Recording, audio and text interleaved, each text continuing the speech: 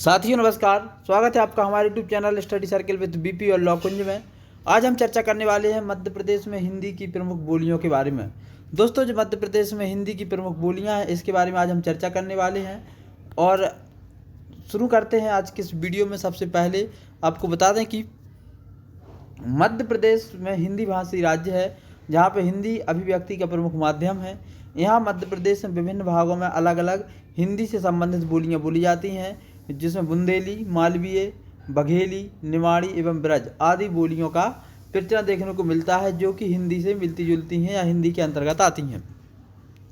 दोस्तों, आगे बढ़ते हैं, जानते हैं कि सबसे पहली बोली है जो मध्य प्रदेश में बोली जाती है वो है बुंदेली। दोस्तों, बुंदेली बोली का नाम ब्रिटिश कालीन भाषाविद जॉर्ज गियर्सन द्वारा किया गया। बुंदेलखंड के निवासियों द्वारा बोली जाने वाली बोली है जो वो बुंदेली है। बुंदेली के प्रमुख क्षेत्र या जो प्रमुख जिले हैं वो हैं छतरपुर, पन्ना, दमोह, सागर, टीकमगढ़।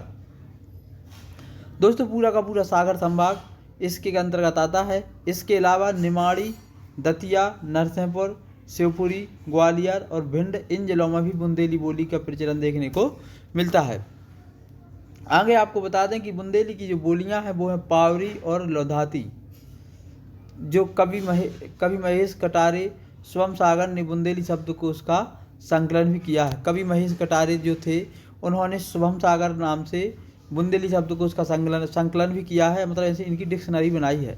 बुंदेली साहित्य की दृष्टि से भी समृद्ध है और इसमें मेंशन नहीं है, लेकिन आपको बता दूं कि बुंदेली साहित्य जो है उसको ईश्वरी साहित्य भी कहा जाता है, क्योंकि बुंदेलखंड के जो प्रमुख लेखक रहे हैं सागर से ही रहे पद्माकर, उन्होंने भी इसमें काम किया है और ईश्वरी साहित्य इसको कहा जाता है।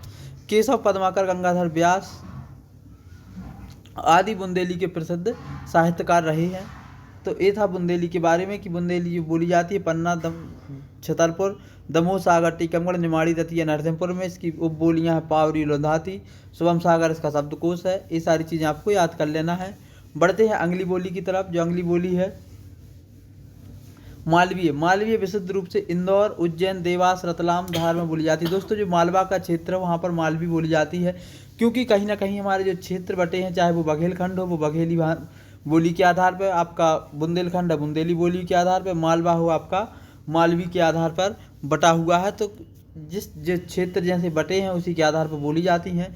तो मालवी बोली जाती है इंदौर, उज्जैन, देवास, रतलाम, धार आदि जिलों में, जबकि होशंगाबाद, गुना, नीमच, भोपाल आदि जिलों में मालवी का परिवर्तित रूप देखने को मिलता है।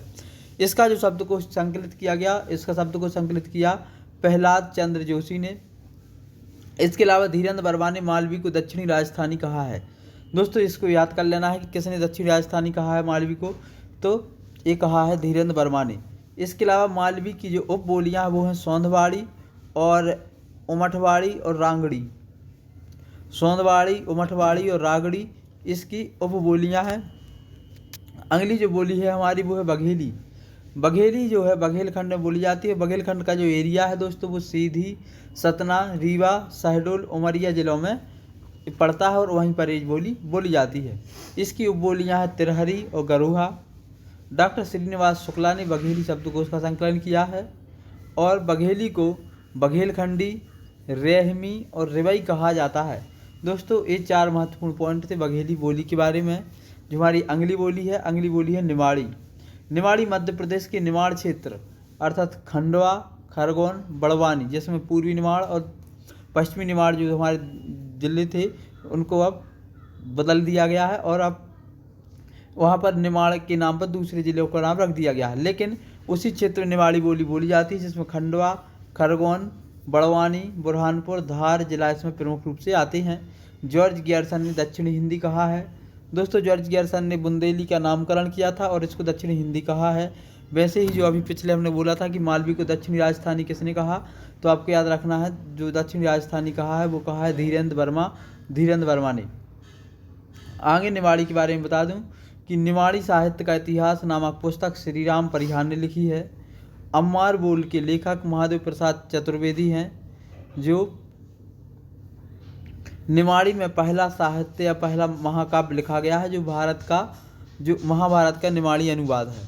दोस्तों, इस बात को याद रखना है कि महाभारत का निमाड़ी अनुवाद किसने किया, तो महादेव प्रसाद द्विवेदी चतुर्वेदी ने किया और निमाड़ी में इसका जो है पहला महाकाव्य है।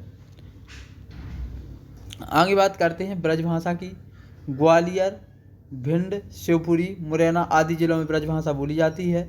इसके अलावा ब्रजभाषा साहित्य सर्जन की दृष्टि से काफ़ी महत्वपूर्ण है। सूरदास इसके सबसे प्रमुख कवि हैं। इसके अलावा मीराबाई, रसखान ब्रजभाषा के महत्वपूर्ण कवियों में से आते हैं। इसके अलावा मध्य प्रदेश के नरसिंहपुर जिले की करेली तहसील के मोहत गांव में संस्कृत भाषा का प्रयोग भी देखने को मिलता है। दोस्तों ये अलग से है ब्रजभाषा के अलावा, तो ये इसी में मैंने ऐड कर दिया है। आगे हम देखेंगे जनजातियों की बोलियों और बोलियों के बारे में। दोस्तों मध्य प्रदेश में प्रमुख जनजातियाँ जो हैं वो हमारी हैं भीली, कोरकू और गोंड। दोस्तों भीली जो बोली है, यह बोली जो बोली जाती है मध्य प्रदेश की भील जनजाति बाहुल्य क्षेत्र में, जिसमें झाबुआ, अलीराजपुर प्रमुख रूप से आते हैं। कोरकू, दोस्तों कोरकू भी एक बोली है। यह बोली मध्य प्रदेश के होशंगाबाद, बैतूल, छिंदवाड़ा, खंडवा जिले में कोरकू जनजाति के द्वारा बोली जाती है। दोस्तों कोरकू जनजाति का नाम भी है, कोरकू बोली का भी नाम है, जनजाति बोलियां हैं। इसके अलावा गोंडी, यह बोली मध्य प्रदेश की गोंड जनजाति के द्वारा बोली जाती है और इसके जो प्रमुखता क्षेत्र हैं शहडोल, उमरिया, अनूपपुर, बालाघाट, छिंदवाड़ा, मंडला, सिवनी, डिंडोरी प्रमुख रूप से आते हैं। इस तरीके से 3 जो है जनजातीय बोलियां हो गई हमारी। भीली बोली जाती है भील जनजाति द्वारा, कोरकू जनजाति द्वारा, गोंडी गोंड जनजाति के द्वारा। इसको हमें याद रखना है। इस तरीके से मध्य प्रदेश की जो बोलियां थीं प्रमुख रूप से उनके बारे में जाना और समझा। यदि आपको वीडियो पसंद आया है तो उसको लाइक कर दें, साथ ही हमारे चैनल को सब्सक्राइब कर लें ताकि आपको ऐसे ही लेटेस्ट वीडियो मिलती रहे। अंत तक वीडियो देखने के लिए सभी का बहुत बहुत धन्यवाद। जय हिंद।